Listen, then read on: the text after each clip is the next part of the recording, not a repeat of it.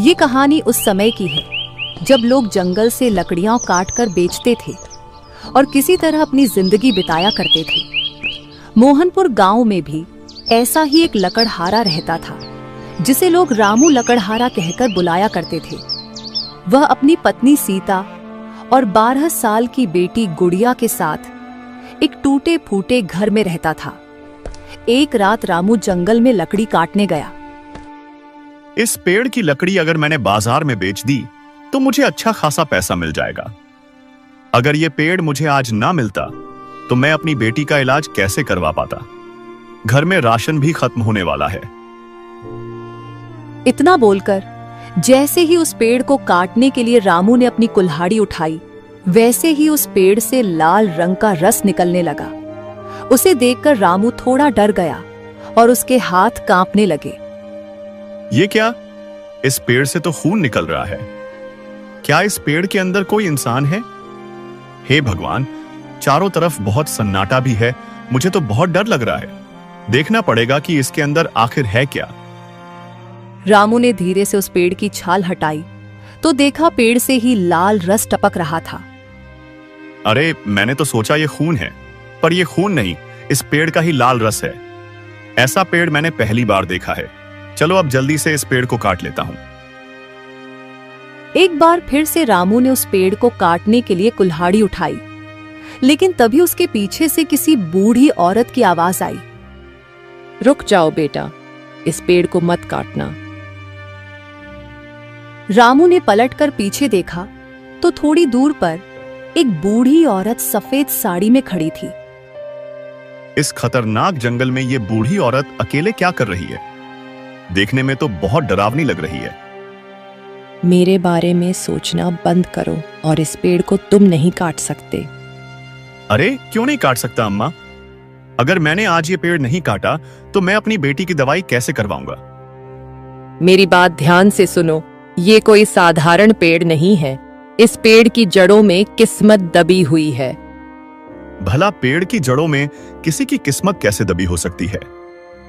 मैं साफ साफ एक बात बोलती हूँ, अगर तूने ये पेड़ काटा तो तू सब कुछ खो देगा, और अगर तूने इसे बचा लिया तो तेरी किस्मत बदल जाएगी। लेकिन अम्मा, तुम हो कौन जो इस पेड़ की जड़ों से एक लकड़हारे की किस्मत बदलना चाहती हो? तभी वो बूढ़ी औरत अचानक वहां से गायब हो गई। चारों तरफ अजीब सा सन्नाटा फैल गया। वो जंगल अचानक बहुत ही ज्यादा खौफनाक और डरावना लगने लगा। हे भगवान, आखिर कौन थी ये बूढ़ी औरत? लगता है जंगल में रहने वाली कोई चुड़ैल होगी, लेकिन उसने मुझे कोई नुकसान तो पहुंचाया नहीं। हो सकता है इसकी बातों में कोई सच्चाई हो। मुझे तो बहुत डर लग रहा है। समझ में नहीं आता क्या करूं। इस पेड़ को काटूं या बचाऊं? रहने देता हूं। वैसे भी मुझे यहां बहुत डर लग रहा है। अगर मैंने इस पेड़ को काटा तो पता नहीं मेरे साथ क्या होगा। इतना बोलकर रामू ने अपनी कुल्हाड़ी उठाई और जंगल से बाहर की तरफ निकलने लगा। पर जैसे ही वो जंगल से बाहर निकला, वैसे ही वही बूढ़ी औरत सफेद साड़ी में उसे फिर से दिखाई दी। अच्छा किया तुमने उस पेड़ को न काटकर। अब तुम्हारी किस्मत बदल जाएगी। लेकिन आप कौन हो और अचानक यहां कैसे? इससे पहले कि रामू उससे कुछ और पूछ पाता, एक बार फिर से वो बूढ़ी औरत वहां से गायब हो गई। ये तो पक्का हो गया कि ये बूढ़ी औरत कोई भूतनी थी जो मेरा भला ही चाहती है। फिलहाल जल्दी यहां से निकलता हूं। रामू अब थोड़ा सा डर चुका था। वो भागते हुए किसी तरह अपने घर पहुंचा तो देखा उसकी बेटी गुड़िया बीमार लेटी हुई थी। उसकी पत्नी सीता उसके माथे पर पट्टी रख रही थी। देखिए ना जी, गुड़िया को कितनी तेज बुखार है। अच्छा हुआ आप आ गए। दवाइयां लेकर आए कि नहीं? रामू ने उदास मन के साथ कुल्हाड़ी एक किनारे रख दी।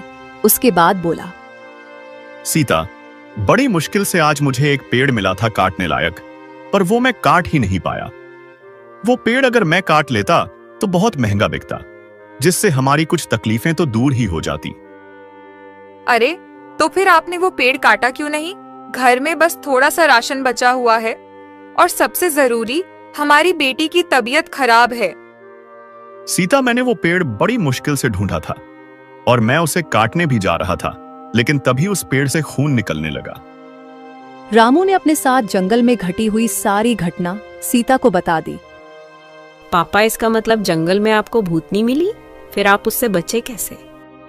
बेटी, उसने मुझे कोई नुकसान नहीं पहुंचाया। वो तो बार बार यही कह रही थी कि उस पेड़ की जड़ों में मेरी किस्मत दबी हुई है।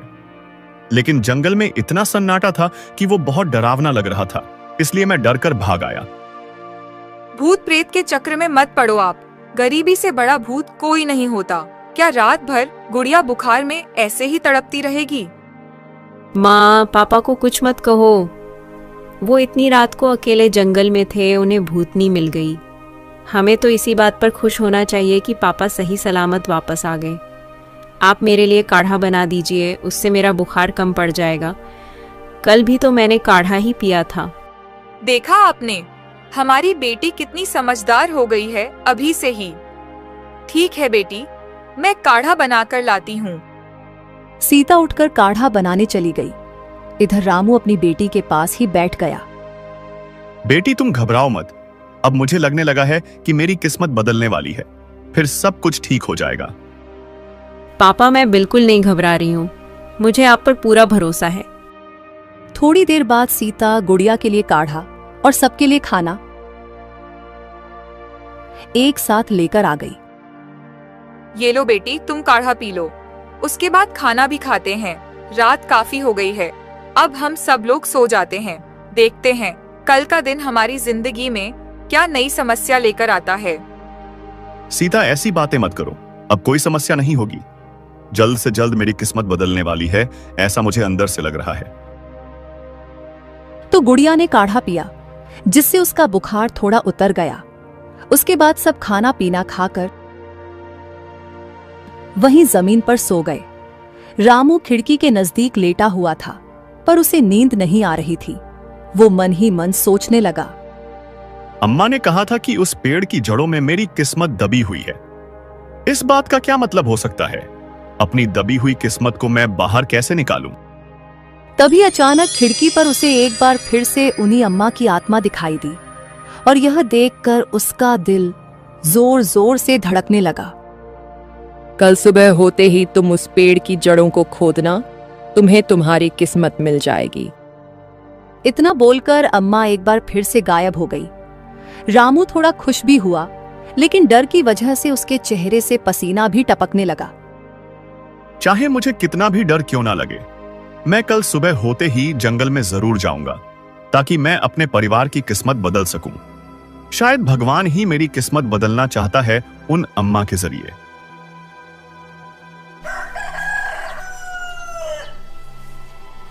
तो सुबह होते ही रामू लकड़हारा अपनी कुल्हाड़ी लेकर जंगल में उसी पेड़ के पास पहुंच गया। अम्मा ने कल रात कहा था, इस पेड़ की जड़ों के पास खुदाई करनी है। देखता हूं खुदाई करके क्या निकलता है जमीन के अंदर। रामू लकड़हारे ने उस पेड़ की जड़ों के पास की मिट्टी खोदनी शुरू की। अचानक उसकी कुल्हाड़ी किसी लोहे से टकराई। लगता है इसके अंदर कुछ है, थोड़ा और खोदना पड़ेगा। रामू ने थोड़ी और खुदाई की तो जमीन के अंदर उसे एक बहुत ही पुराना लोहे का संदूक मिला। उसमें पुराने जमाने का ताला लगा हुआ था। हे भगवान, तूने तो सच में मेरी किस्मत बदल दी। पक्का इस संदूक के अंदर ढेर सारा सोना होगा, जिसे बेचकर मैं लखपति बन जाऊंगा। अपनी बेटी को पढ़ाऊंगा, अच्छा सा घर बनवा लूंगा। संदूक खोलने से पहले ही रामू बड़े बड़े सपने देखने लगा, लेकिन जैसे ही उसने अपनी कुल्हाड़ी से उस संदूक का ताला तोड़ा, वैसे ही वो चौंक गया, क्योंकि संदूक के अंदर ना धन दौलत थी, ना ही सोना चांदी। उसमें थी एक बहुत पुरानी तस्वीर। उस तस्वीर में एक आदमी और एक छोटा बच्चा था। ये किसकी तस्वीर हो सकती है? इस आदमी को तो मैं पहचान नहीं पा रहा हूं, पर इस बच्चे को शायद मैं पहचानता हूं। ये तो शायद मेरी तरह ही लग रहा है। बचपन में मैं ऐसा ही तो लगता था। हे भगवान, ये सब क्या हो रहा है? मेरे तो कुछ समझ में नहीं आ रहा। अम्मा कहाँ हो, मेरी मदद करो। इस संदूक में तो कोई खजाना नहीं निकला, कैसे मेरी किस्मत बदलेगी? और यह संदूक तो बहुत ज्यादा पुरानी लग रही है। देखता हूं इसके अंदर और क्या क्या है। जब उसने संदूक को ठीक तरीके से चेक किया तो उसे संदूक के अंदर एक चिट्ठी मिली। यह चिट्ठी भी बहुत पुराने जमाने की लग रही है। पढ़कर देखता हूं इसमें लिखा क्या है। जिस दिन यह तस्वीर मेरे बेटे को मिलेगी, जंगल की सारी जमीन उसकी हो जाएगी। पता नहीं अब मैं जिंदा रहूंगा या नहीं, लेकिन जिस किसी को भी यह चिट्ठी मिले वो ये सारी जमीन मेरे बेटे के नाम कर दे। मैं इस वक्त कुछ नहीं कर सकता इस चिट्ठी को लिखने के अलावा। चिट्ठी पढ़कर रामू के पैरों तले जमीन खिसक गई। इस तस्वीर में जो आदमी दिख रहा है, कहीं वो मेरे असली पिता तो नहीं? क्या मेरा जन्म किसी बहुत बड़े अमीर खानदान में हुआ था?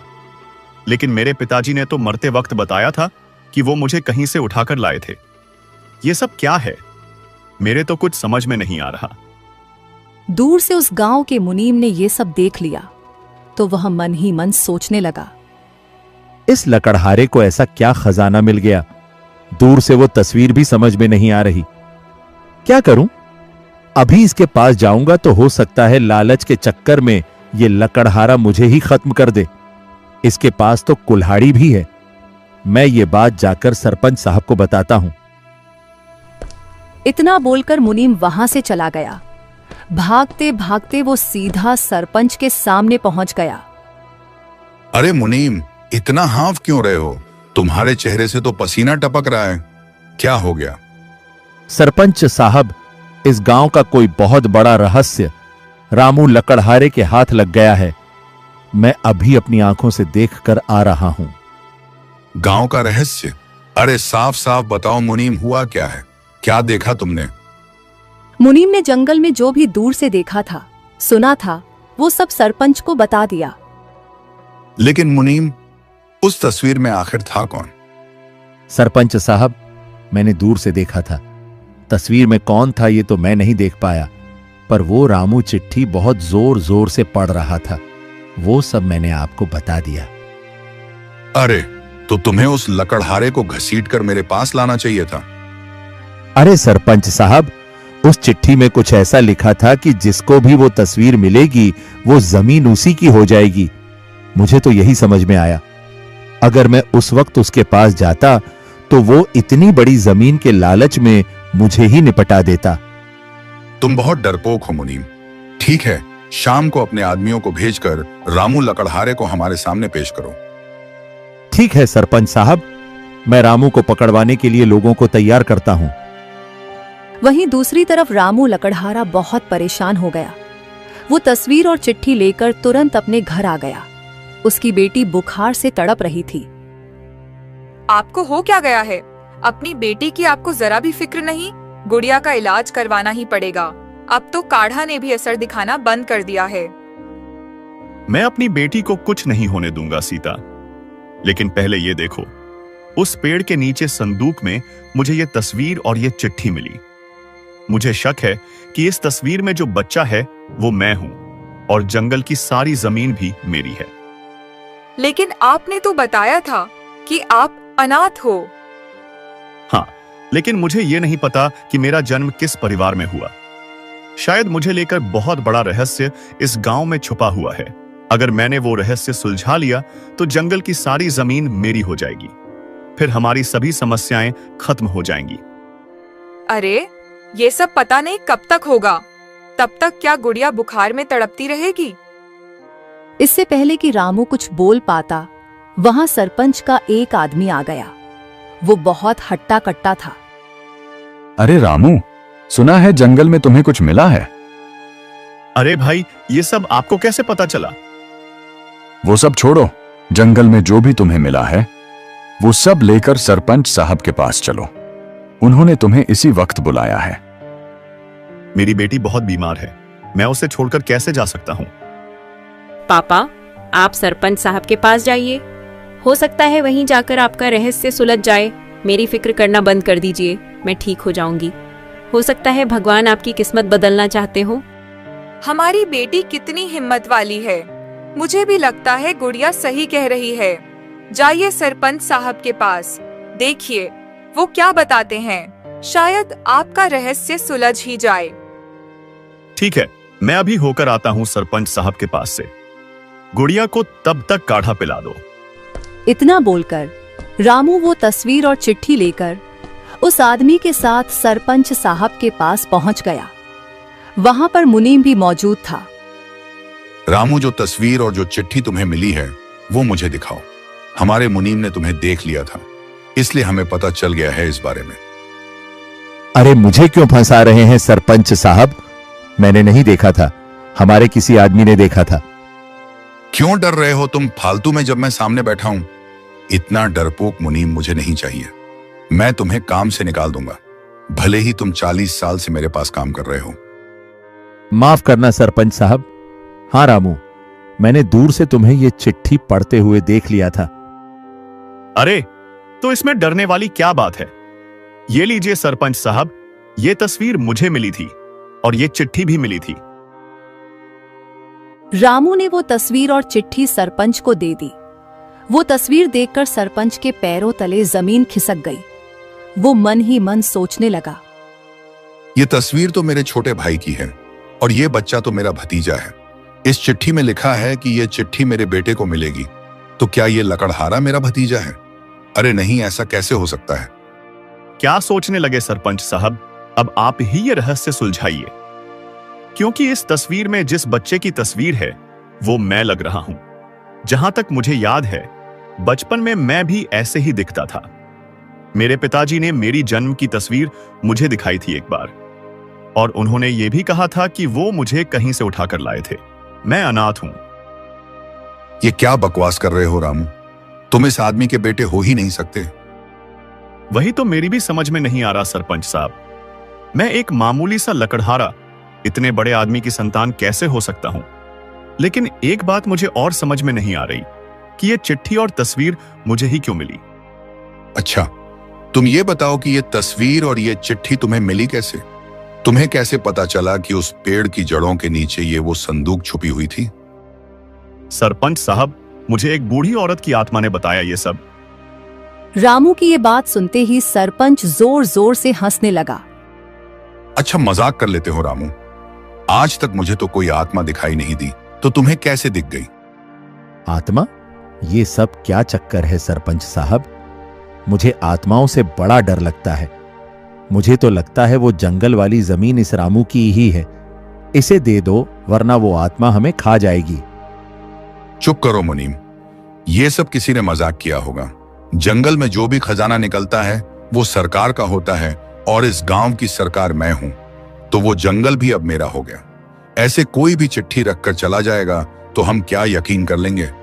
और वैसे भी ये किसकी तस्वीर है मुझे भी नहीं पता।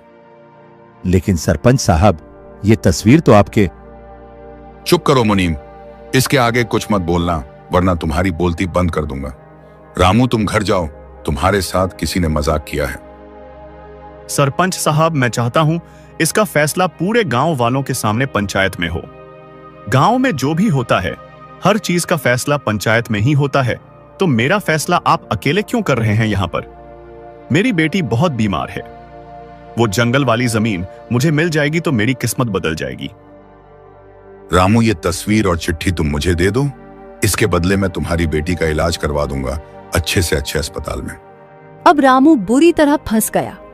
एक तरफ थी उसकी बेटी की जान, वहीं दूसरी तरफ था सच्चाई का पता लगाना।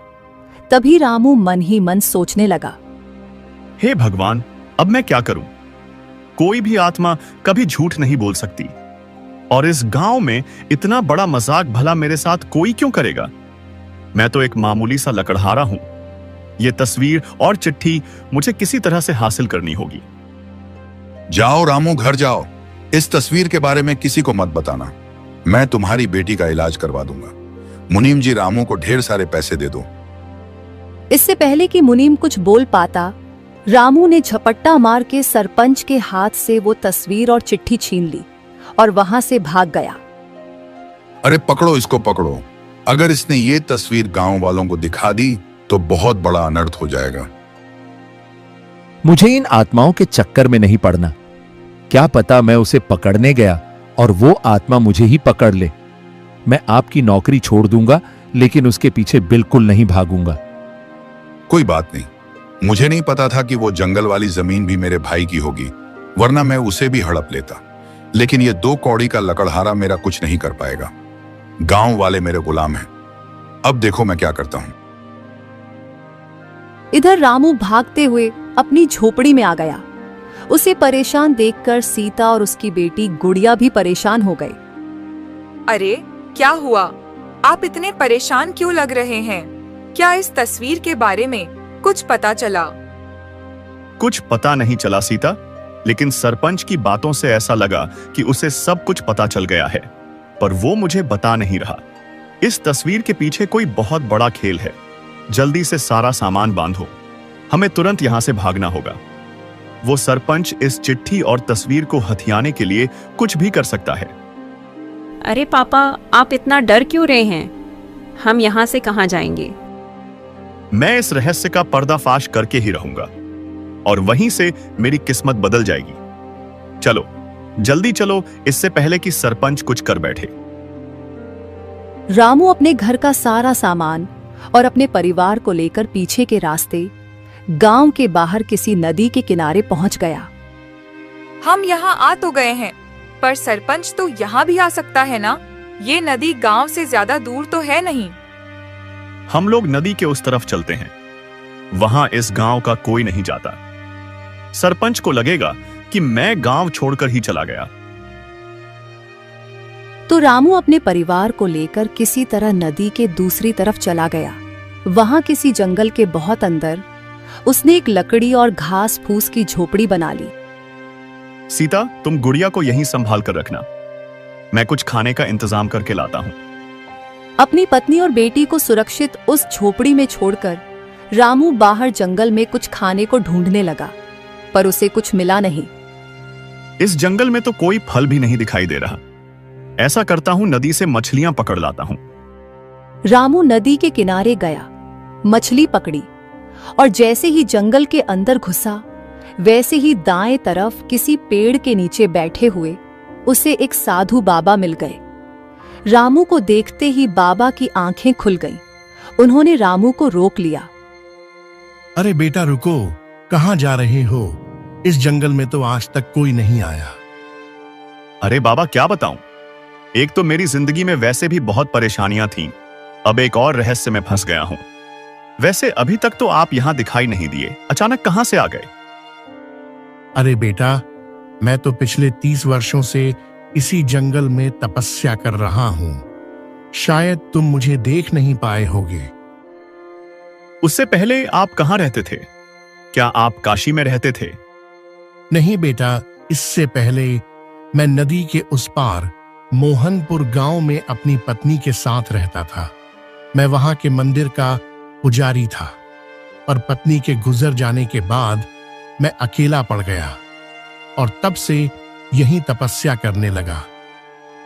बाबा, पिछले 30 सालों से तो मैं भी मोहनपुर गांव में ही रहता हूं।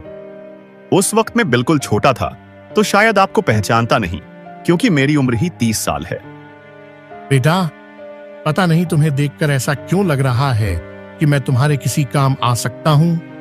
मुझे तुम्हारी मदद करनी चाहिए। बाबा, अगर आप मेरी मदद करना चाहते हैं तो मेरी इतनी मदद कर दीजिए। मेरी बेटी बहुत बीमार है, कई दिनों से वो बुखार में तप रही है। अगर कोई औषधि हो आपके पास तो दे दीजिए। ठीक है बेटा, ये लो जड़ी बूटी, इसे पानी में मिलाकर अपनी बेटी को पिला देना, वो पूरी तरह से ठीक हो जाएगी। आपका बहुत बहुत धन्यवाद बाबा, अब मैं चलता हूं। अरे बेटा रुको, तुमने मेरे बारे में तो जान लिया, अपनी समस्या के बारे में कुछ नहीं बताया। बाबा, मुझे भी पता नहीं ऐसा क्यों लग रहा है कि आपको अपने बारे में सब कुछ बता देना चाहिए। दरअसल कुछ दिन पहले मैं जंगल में लकड़ी काट रहा था, तभी पेड़ से खून जैसा कुछ निकलने लगा। रामू ने अपने साथ घटी अभी तक की सारी घटना बाबा को बता दी, जिसे सुनकर बाबा चौंक गए। आत्मा? बूढ़ी औरत की आत्मा को तुम पहचानते हो? नहीं बाबा, उन्हें तो मैंने पहली बार उस जंगल में ही देखा था। जब कभी उन्हें कुछ बताना होता है तब वो अचानक मेरे सामने प्रकट हो जाती हैं, फिर अचानक गायब हो जाती हैं। इतने में वहां पर उस बूढ़ी औरत की आत्मा फिर से प्रकट हो गई, जिसे देखकर सबसे ज्यादा बाबा हैरान हुए। वो तुरंत उठकर खड़े हो गए। अरे कौशल्या, तुम इस समय यहां कैसे? बाबा जी, क्या आप इन्हें जानते हैं? बेटा, यही तो मेरी पत्नी है जो 30 साल पहले ये दुनिया छोड़कर जा चुकी हैं। हाँ बेटा, ये बिल्कुल सही कह रहे हैं। मैं अब इस दुनिया में नहीं रही और मैं इन्हीं की पत्नी हूँ। तो फिर आप बार बार मुझे ही क्यों दिखाई दे रही थीं? ये रहस्य तो बढ़ता ही जा रहा है। मुझे कुछ समझ में नहीं आ रहा है। जब तक तुम्हें न्याय नहीं मिल जाता रामू, तब तक मेरी आत्मा को शांति नहीं मिलेगी और तुम्हें न्याय दिलाएंगे ये बाबा। तुम अपनी मर्जी से यहाँ नहीं आए हो। इतना बोलकर कौशल्या की आत्मा फिर से गायब हो गई। देखा बाबा, ये फिर से चली गई। तभी मैं सोचूं कि तुम्हारी मदद करने का मेरा बार बार मन क्यों कर रहा है। बेटा, तुम जल्दी से अपनी बेटी को ये औषधि खिलाओ। जब वो ठीक हो जाए, तब तुम वो तस्वीर और चिट्ठी लेकर मेरे पास आना। शायद मैं कोई रहस्य सुलझा सकूं। ठीक है बाबा, पहले मैं अपनी बेटी को जाकर ये औषधि पिला देता हूं। इतना बोलकर रामू वहां से चला गया। घर जाकर उसने अपनी पत्नी सीता को बाबा वाली सारी बात बताई। फिर सीता ने वह औषधि गुड़िया को पिलाई, जिससे थोड़ी देर में गुड़िया ठीक हो गई। पापा, ये तो चमत्कार हो गया। अब मैं पूरी तरह से स्वस्थ हो गई हूँ।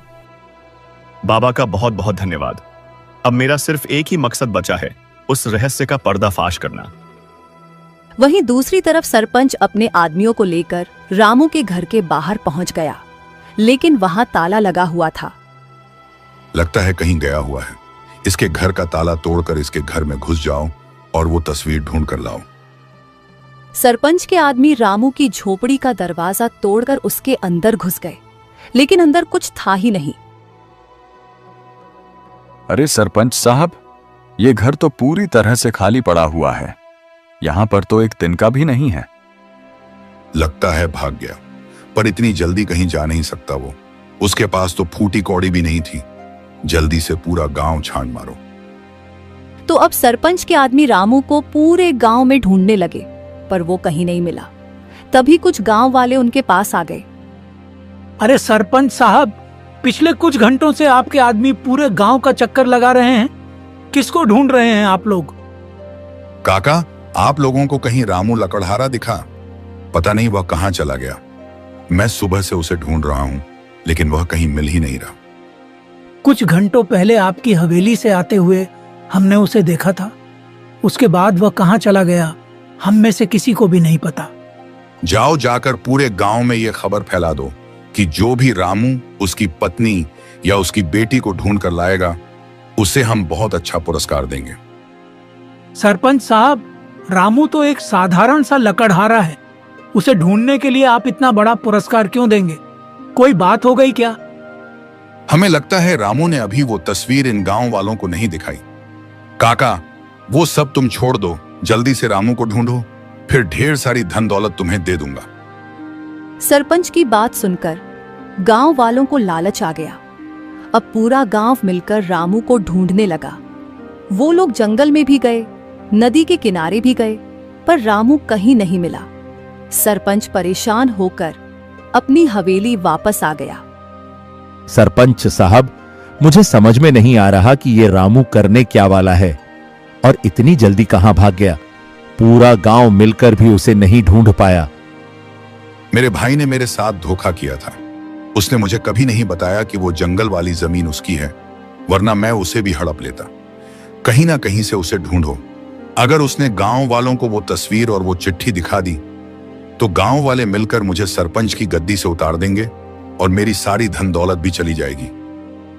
मुझे तो बहुत मुश्किल लग रहा है अब रामू का मिलना।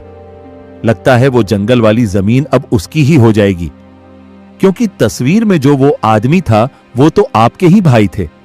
हो ना हो वो लड़का रामू ही होगा। उसके बच्चे को हम खत्म नहीं कर पाए थे उस दिन। अपना मुंह बंद रखो तुम।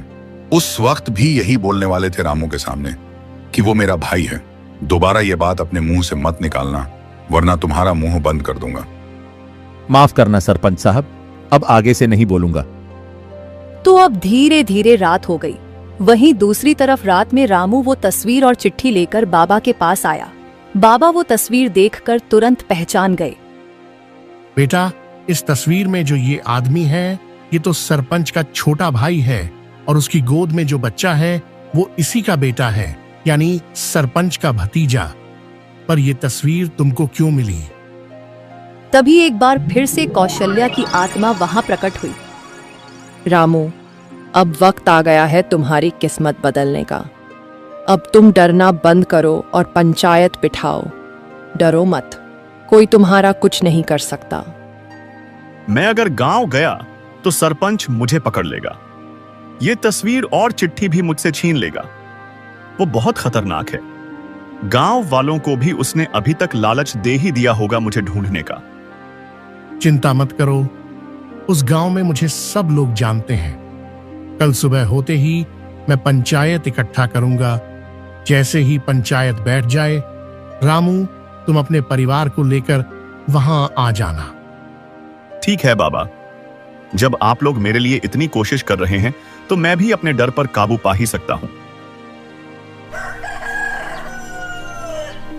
अगली सुबह बाबा ने पंचायत बुला ली। वहां पूरा गांव, सरपंच, मुनीम सब लोग इकट्ठा थे। अरे बाबा, आप 30 साल बाद दिखाई दिए। आपके बिना हमारे गांव का मंदिर सूना पड़ गया था, पर 30 साल बाद अचानक आपने सीधा पंचायत ही क्यों बुला ली? सरपंच साहब, अभी सब पता चल जाएगा। तुरंत वहां पर रामू अपनी पत्नी और बेटी के साथ पहुंच गया। रामू, इतने दिनों तक कहां गायब हो गए थे तुम? अब कोई कुछ नहीं बोलेगा, सिर्फ मैं बोलूंगा। रामू, वो तस्वीर और चिट्ठी मुझे दो। फिर रामू ने वह चिट्ठी साधु बाबा को दे दी। गांव वालों, इस तस्वीर को जरा ध्यान से देखो। इसमें जो आदमी है, इसे तो आप पहचानते ही होंगे। अरे हाँ बाबा, ये तो अपने सरपंच साहब के छोटे भाई हैं। 30 साल पहले अचानक कहीं गायब हो गए थे, जिनका आज तक पता नहीं चला। आज सब कुछ पता चल जाएगा कि वो कहां गायब हो गए थे। आज से करीब 30 साल पहले आधी रात को सरपंच अपने मुनीम से अकेले में कुछ बात कर रहा था। मुनीम, मैंने अपने भाई को बेहोशी की जड़ी बूटी खिलाकर उसकी भी सारी दौलत, सारी जमीन अपने नाम करवा ली है, अंगूठा लगवाकर। लेकिन सुबह जैसे ही उसे होश आएगा, वो गांव वालों के सामने मेरे खिलाफ पंचायत बिठा देगा। इसलिए आज रात ही उसका और उसके 12 साल के बच्चे का काम तमाम कर दो। चिंता मत कीजिए, कल सुबह आपका भाई और आपका भतीजा गायब हो चुका होगा। आधी रात को मुनीम कुछ आदमियों की मदद से सरपंच के भाई और उसके बेटे को लेकर जंगल में चला गया। इन दोनों को आज ऐसी जड़ी बूटी खिलाने वाला हूं जिससे ये दोनों कुछ ही घंटों में अपने प्राण त्याग देंगे। मुनीम सरपंच के भाई के मुंह में कोई जड़ी बूटी डालने लगा। तभी उसकी नींद खुल गई। उसका मासूम सा बेटा भी वहीं बैठा था। मुनीम जी, ये मैं कहां हूं और तुम मुझे क्या पिला रहे हो? पिला नहीं रहा हूं, पिला दिया है। अब तुम परमात्मा के पास पहुंचने वाले हो। चिंता मत करो, तुम्हारे बेटे को भी तुम्हारे साथ ही ऊपर पहुंचा दूंगा। नहीं नहीं, मेरे बेटे को कुछ मत करना। इतने में वहां पर कौशल्या आ गई। उसने तुरंत उस लड़के को अपने पास बुलाया और वहां से लेकर जाने लगी। अरे खड़े खड़े मेरी शक्ल क्या देख रहे हो? जाकर उस बुढ़िया और बच्चे को खत्म कर दो। दोनों में से कोई बचना नहीं चाहिए। कौशल्या उस लड़के को लेकर वहां से जा रही थी। हे भगवान, ये सरपंच तो बड़ा खतरनाक है। अपने ही भतीजे को मारना चाहता है और अपने भाई को मार डाला लालच के चक्कर में। इस बच्चे को कहीं छुपाना होगा।